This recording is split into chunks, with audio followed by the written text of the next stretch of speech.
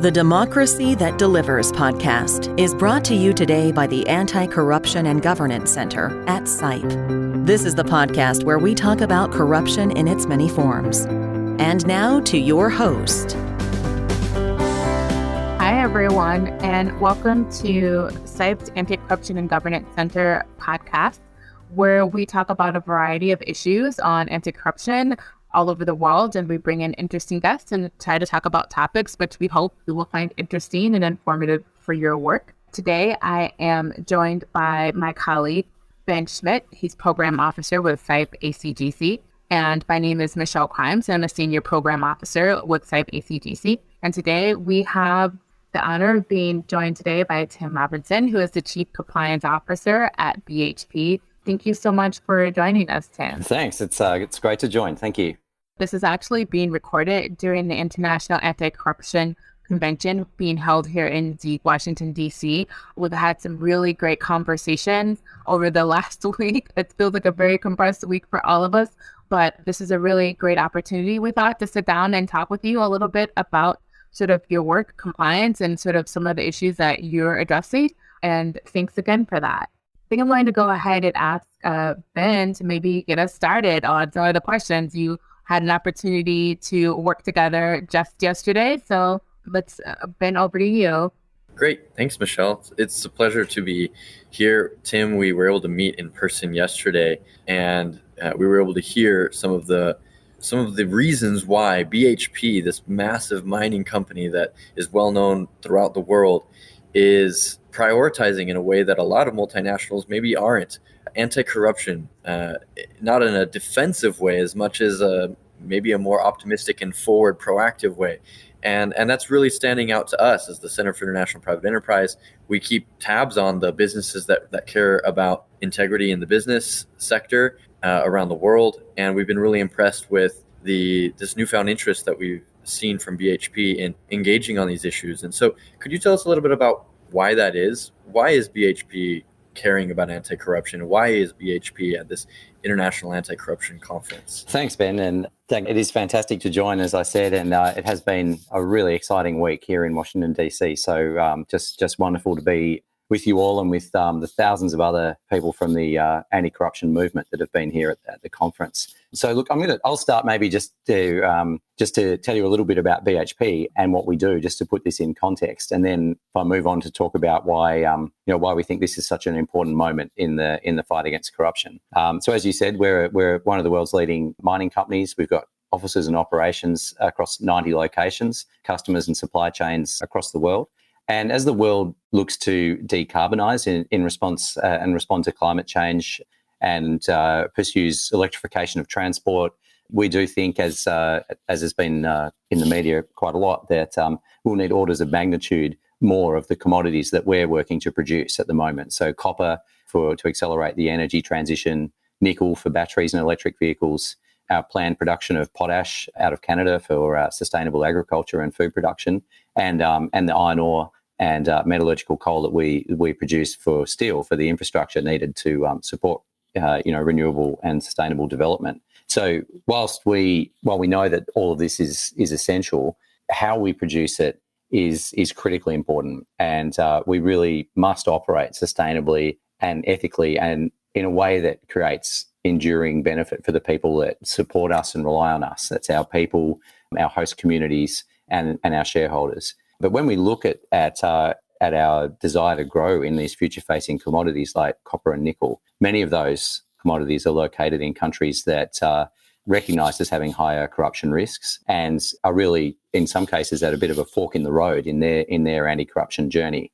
And looking back over time, over the resources, the history of the extractive industry, we can see that if well governed, these precious resources could lift tens of millions of people out of poverty and could be a tremendous opportunity for these host countries. On the other hand, poor governance, and a failure to advance the fight against corruption in these countries is going to further erode trust, and in worst cases, fuel things like civil conflict and really disruption which will ultimately potentially slow the development of these transition minerals, with the additional risk of that delaying the climate transition itself. So this is a real stark and sort of urgent choice that lies in front of the industry at the moment, and why we just really need to see some progress on corruption.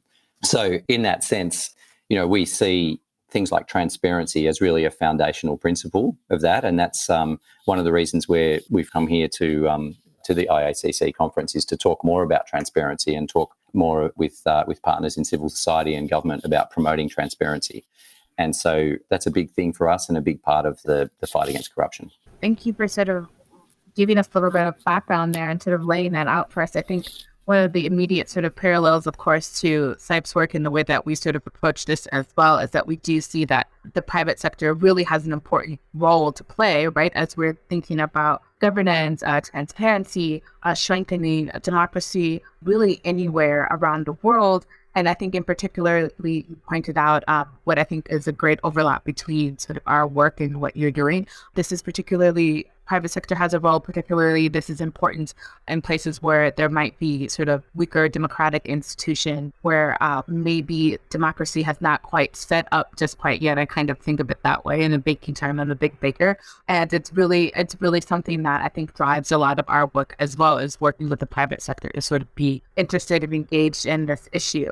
I wonder if you could tell us a little bit about sort of what sorts of initiatives BHP has, sort of what you're working on in this area of multilateral transparency, or maybe corruption initiatives that you have and that you're engaging on. I think listeners would be really curious to hear a little bit about that. Yeah. Look, thanks. And just going back to what you were saying about the important role of the private sector, I think that is a really important point as well. Just before I get on to the types of initiatives that we're supporting, because we see sort of definitely some real priorities for the private sector. Firstly, a real benefit to the private sector looking at these initiatives and using what influence it has to promote them. But also, we also see a business imperative for us to support this beyond the goal of promoting, creating social value that I referred to earlier. From a purely business perspective, we think that effective anti-corruption measures and an effective anti-corruption environment creates a stable operating environment, which supports the significant investments that we look to make in large mines with multi-decade mine lives, and creates that stability which is essential.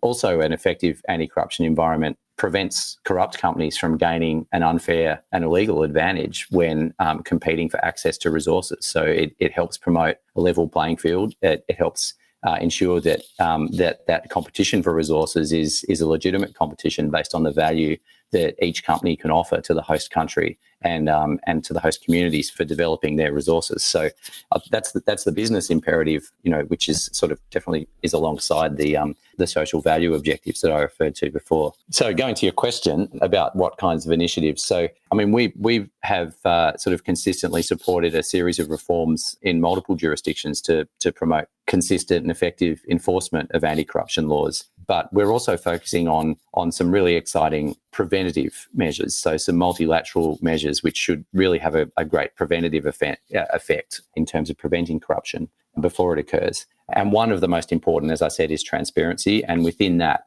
beneficial ownership transparency is particularly critical. And there's really three reasons. I'll explain a little bit why we think that's really important and the sort of benefit of beneficial ownership transparency, and then maybe talk a little bit about how we're promoting it. So in terms of why it's important and why it's beneficial, firstly, and perhaps most importantly, we think that public registers, government registers of beneficial ownership of companies have great potential to reduce opportunities for corruption in the process of granting mineral and petroleum rights. So this is the philosophy behind the Extractive Industries Transparency Initiative and their most recent standard requiring disclosure of beneficial ownership of companies owning tenements. And we think that this type of initiative will just make it much more difficult for corrupt actors to conceal conflicts of interest or corrupt benefits in their ownership structures. And that's a mechanism which has been seen in many major corruption scandals in the past. And preventing this, again, provides that benefit of a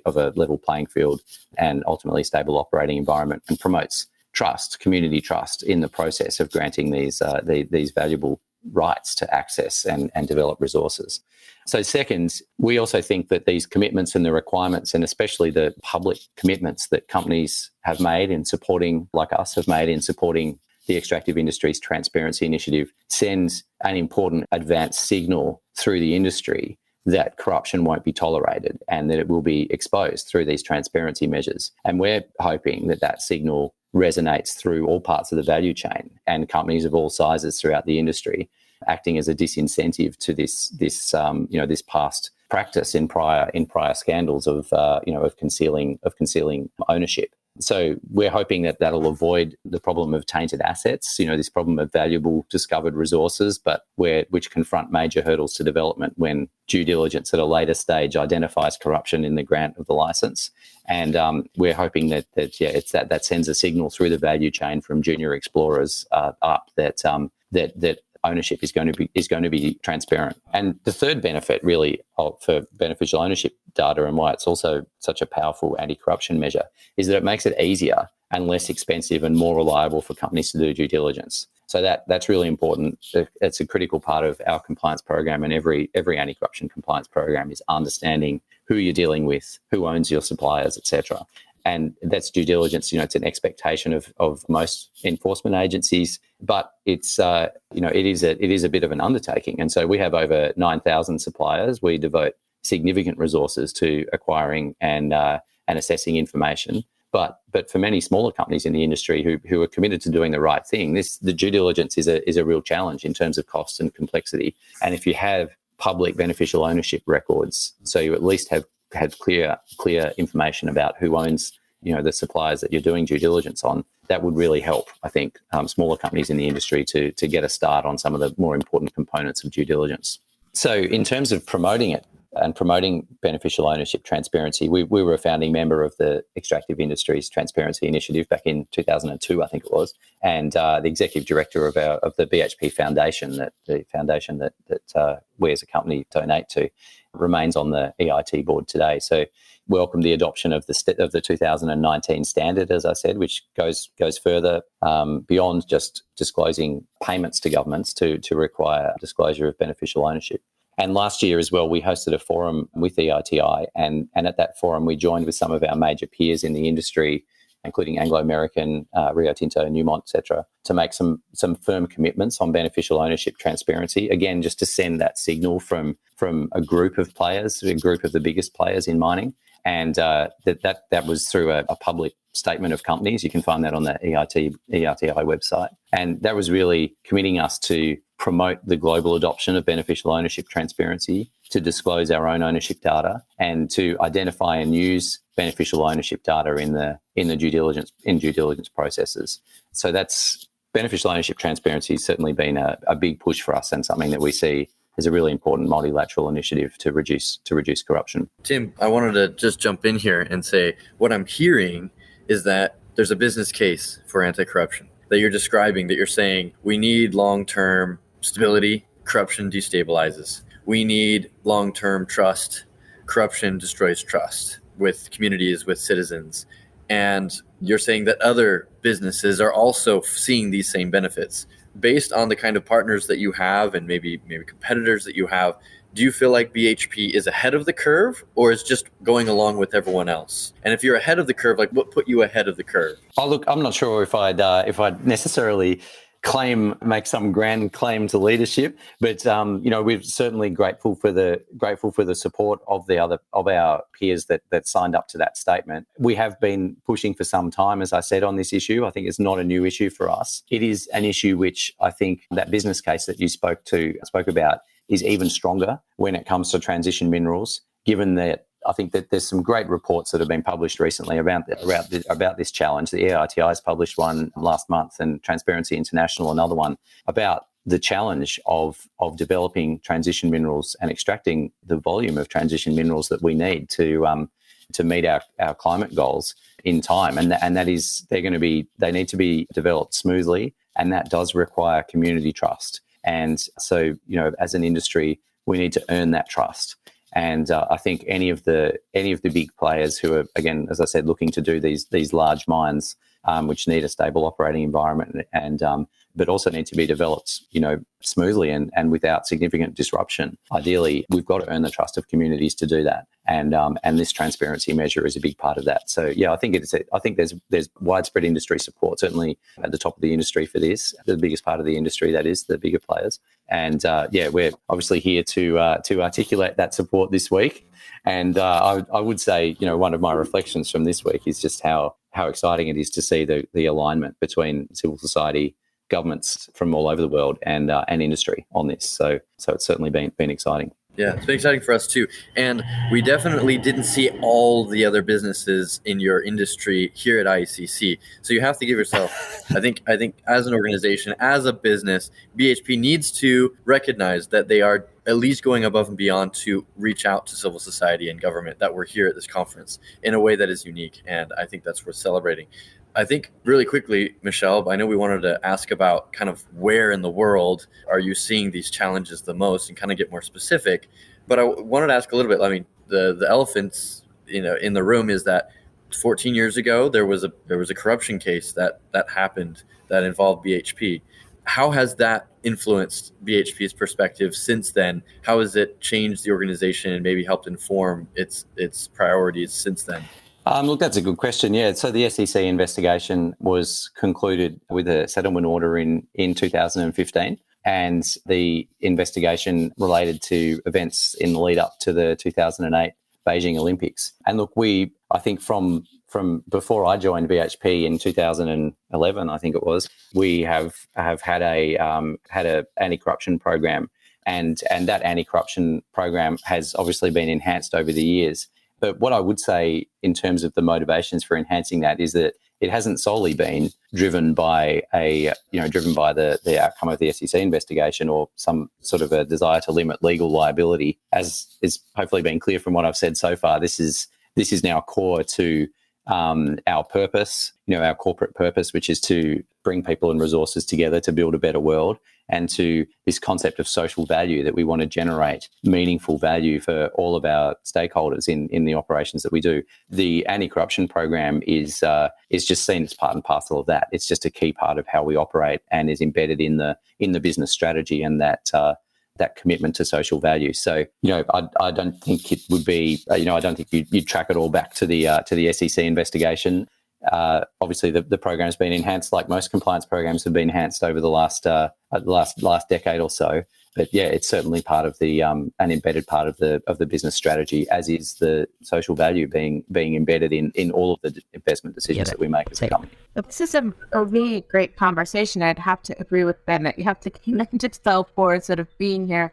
I think a lot of what our work focuses and centers on is trying to bring private sector, civil society, democracy organizations together to have these conversations that have to happen, have to have multiple dimensions, right? And so if we're just having the private sector speak to each other, it kind of gets echo chamber. The same thing happens if it's just civil society.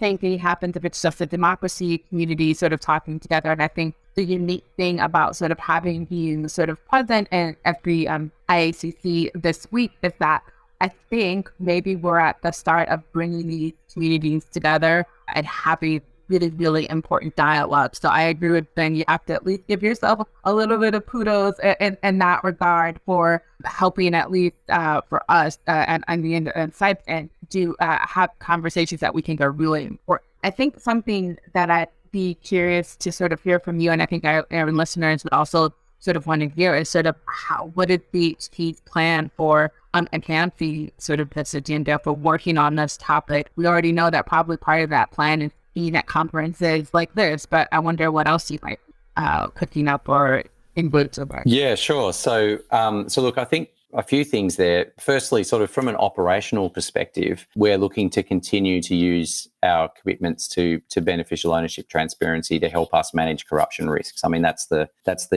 end game, and the objective of beneficial ownership transparency is reducing corruption risks. And I would expect that the existence of our public commitments on this and our commitment to obtain and disclose beneficial ownership, or to obtain beneficial ownership information higher risk suppliers, for example, which is the commitment in the statement of companies that I referred to. I think that's going to be helpful when we're speaking to suppliers who might otherwise be reluctant to provide that information. We've made it clear that that's our expectation. And in a similar way, I anticipate that we'll be able to use our commitments to beneficial ownership transparency in the statement via the EITI standard and via other standards like the International Council of Mining and Metals have produced a transparency of minerals position statement, which we strongly support. We expect to be able to use those commitments in negotiations with partners, with host governments, and as I say, sort of throughout the value chain. So we'll be looking to do that as a way to help us manage corruption risk. Obviously, we'll be continuing to operate our compliance program and making sure that that's fit for purpose. And second, we'll be looking for opportunities to actively support beneficial ownership transparency as we have done this week, and also through EITI implementation in countries. And I think the other one of the other interesting areas that we've been looking at, and this is really an early stage discussion for us, but we do see a role for industry standards and clear and strong ESG standards in this space. We think they're potentially effective mechanisms to drive accountability and to also differentiate companies that are really pushing hard in the anti-corruption space from those which aren't. And so we're interested to explore how ESG standards could be made potentially clearer in doing that, in how the standards measure anti-corruption programs or commitments to anti-corruption, and, for example, whether beneficial ownership transparency commitments might be incorporated into those standards. So I think that's one area. The other area which we're really interested in, and is particular importance in our industry, is that there's potentially a similar opportunity to enhance the sustainability standards that are currently used by customers of key energy transition minerals, particularly battery raw materials. For example, automakers are very interested and focused on sustainable supply chains for the batteries in their EVs and electric vehicles, and they look to certain industry standards to assess the sustainability of our sustainability as parts of their supply chain and that of our competitors. And we've entered into some long-term supply agreements based on sustainability with leading sustainability energy companies. For example, we had a nickel supply agreement with Tesla that we publicly announced last year. And we're open to exploring how continuing to improve those industry standards that customers look to help make sure that they're a clear differentiator as well, that they really differentiate companies that are really pushing to do the right thing in the anti-corruption space. And again, this could be a powerful mechanism, I think, commercial mechanism to drive accountability for all producers and potentially bring even more producers into the fight against corruption. So if you don't mind, I have a quick, follow-on question to that, because you've mentioned things that really are important to sort of, I think, folks who might be listening to us about value chain and then sort of small and medium enterprises who are probably also working in this space. Do you have any sort of advice that you might give or thoughts that you have on how that portion of the private sector might approach and collaborate with you in terms of these sort of initiatives that you're engaging in and you sort of commitment? Yeah, certainly. Look, I do think that it's a key. It's a critically important part of our industry is the small and medium enterprise sector, both the exploration companies and also all of the companies in our supply chain. Our success is dependent on them, and likewise our ability to build trust with host communities and to operate in line with anti-corruption laws and live up to these commitments is also dependent on them. So, and yet for many companies that don't have that they may not have the resources that we do for a full compliance team, etc. And look, there are a couple of things that we're doing to support small and medium enterprises. One of the really exciting things we've been doing in Australia actually over the last few years is supporting an initiative called the Bribery Prevention Network, which was a public-private partnership between the Australian Enforcement Agency, Anti-Corruption Enforcement Agency, which is the Australian Federal Police, the Attorney General's Department in Australia, us, and a number of other big companies in Australia. And the first sort of phase of the Bribery Prevention Network is a website. If you just Google Bribery Prevention Network, you can find it. And it's a website of materials curated by anti-corruption experts that are really directed at helping small and medium enterprises get started in terms of a basic anti-corruption policy or an anti-corruption compliance program. It's got links to all the enforcement agency guidance that many people will be familiar with, the DOJ SEC guidance, the UK guidance, and a bunch of other really useful materials and case studies for training and things like that. And so that's one way that we've been trying to make that a sort of free resource that we point people to. And there's some great materials out there, of course, from Transparency International as well. And so there's quite a bit out there. But in terms of advice for small and medium enterprises, we do regularly work with suppliers in our supply chain, and for any in our supply chain, just reach out. We're always happy to have the discussion. And I think it is important for small and medium enterprises in this space to know that the big players in the industry all do have big compliance programs and are committed to doing the right thing. Certainly, the ones all the players I referred to earlier. And so, reaching out to the bigger players in the industry, whether it's us or one of our peers, is something that's easy to do, and it'll go down well with most of the major players in the industry, I think. Well, I bet you those who can work with are really glad to hear that. So, just to wrap up, I want to just end with one quick question about just kind of how you arrived at this, Tim. Did you seek out a position like this? Did this position just kind of land in your lap and you said, and you just grabbed it by the horns and went with it? Or how did that happen that you ended up running compliance at BHP and coming to this conference and pushing these kinds of initiatives at the business? Well, look, I think this is my dream job. So I love this. I love this job. And in terms of how I got into it, I'm a lawyer by trade and spent some time working in London in the early 2000s, like a lot of Australian lawyers do a pilgrimage to London for a few years and got involved in some fascinating big global investigations there. Some of the DOJ and SEC investigations into European companies and internal investigations, and really got the anti-corruption bug, I guess, through that work. And soon after I returned to Australia, BHP were hiring for Australian anti-corruption lawyers with international experience. So I was in the right place at the right time and joined as a lawyer in the team. And look, this role, I did step away from BHP for 2 years and went to Orica to help set up their global explosives company, to help set up their compliance program. And then when this role became available, I jumped at the chance. So my sort of career motivation is really based on a belief that the private sector can really make a difference in some of these areas. And I've always been passionate about anti-corruption, and as I said, this is an exciting time. It's a really important time, but it's also an exciting time in the fight against corruption. And having the opportunity to be at a company with that's committed to really investing in moving this agenda forward is just fantastic. So I'm having fun. Well, thank you so much for sharing that. I have a very similar background. I did FBA STC investigations for quite some time and sort of learned all sorts of interesting things. And when I got the opportunity to come to SIPE and start working on anti-corruption compliance and really in our focus area, the small and medium enterprises, I thought, yes, this is exactly what I love to do. So you kind of can. So just so you all know that you can get the anti-corruption, but I suppose to work as an attorney at. It's been really great to sort of talk with you about the initiatives that BHP is engaging in and all the work that you're doing in terms of setting up initiatives. I'm sure those who work with you will be glad to hear that it's easy to contact you and to talk through some of these issues and after our resources. It's been really great to collaborate with you this week as part of the IACC. We're very grateful to be able to have this conversation. And with that, I think we can go ahead and wrap up. And thank you again so much for joining us. And thank you for participating in this. This has been an excellent conversation that I hope our podcast listeners will find useful and helpful. Thanks, everyone. Thank you. Thanks for the opportunity. Thanks. Democracy That Delivers has been brought to you by the Center for International Private Enterprise. For more information, please visit sipe.org.